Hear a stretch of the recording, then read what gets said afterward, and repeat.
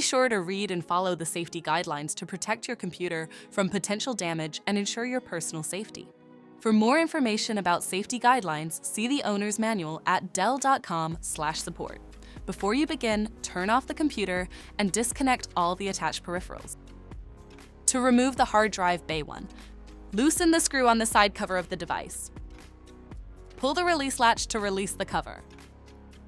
Open the side cover and lift the away.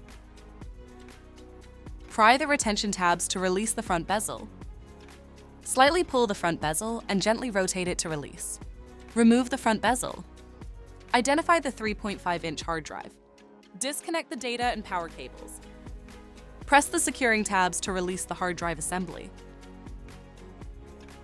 Pry both sides of the hard drive bracket.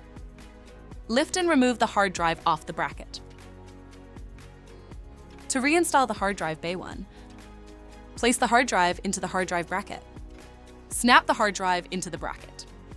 Slide and insert the 3.5-inch hard drive assembly into the hard drive slot. Connect the cables to the hard drive.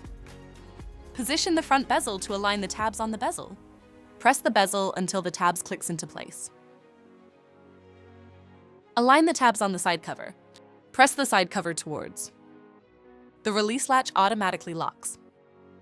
Tighten the single captive screw to secure the side cover. For more information about your Dell system, visit dell.com/support.